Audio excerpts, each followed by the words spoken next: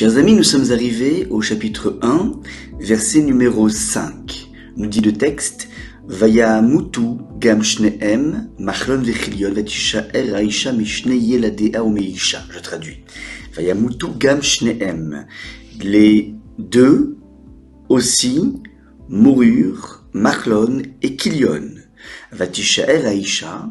Il ne resta plus que la femme, Mishne Yeladea ou Meisha, privée de ses deux enfants, ou Meisha, et de son mari.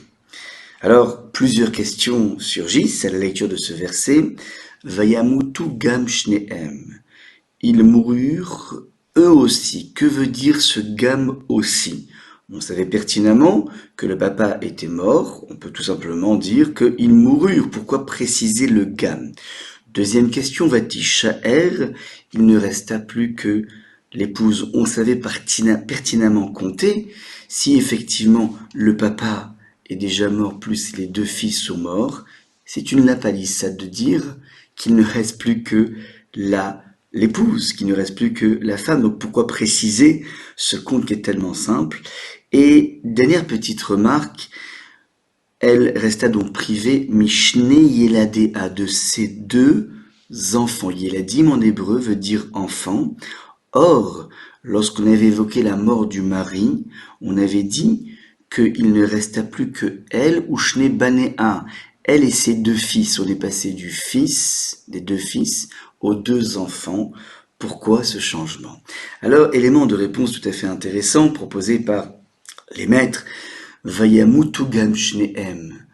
Eux aussi sont morts, et le gam vient créer une coordination, vient créer un lien entre la mort des enfants et la mort du père, sous-entendu pour la même raison que le papa, c'est-à-dire, comme on l'a expliqué, ils n'ont pas retenu la leçon que la tsarot haïn, que l'attitude de se dérober au don à l'autre, engendre une catastrophe qui s'appelle la mort. Donc le papa est mort à cause de ce repli sur soi, et les enfants sont morts aussi à cause de ce repli sur soi, et non pas parce qu'ils se seraient mariés, ils se sont mariés avec des femmes étrangères. Donc ce gam nous permet de comprendre la véritable raison, et non pas la façon que le peuple a de regarder les choses. Eh ben, tu vois, ils se sont mariés avec deux convertis, regardez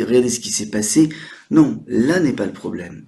Le problème, c'est leur attitude d'entrer dans le mariage pour prendre et non pas pour donner. Donc, Vayamutu gam shnehem, machlon et kilion, vatishaer aisha, il ne reste plus que l'épouse, mais on le sait qu'il ne reste plus que la maman.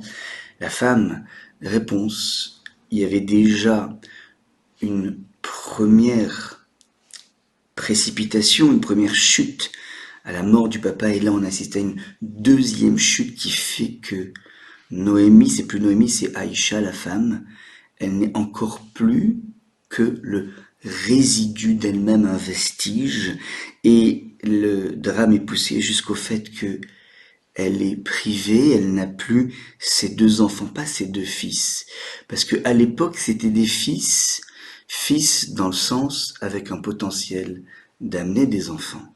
Mais étant donné qu'ils sont morts sans laisser de descendance, alors ils sont morts comme des petits-enfants. Voilà un petit peu le tragique de cette chute, cette double chute du verset numéro 5.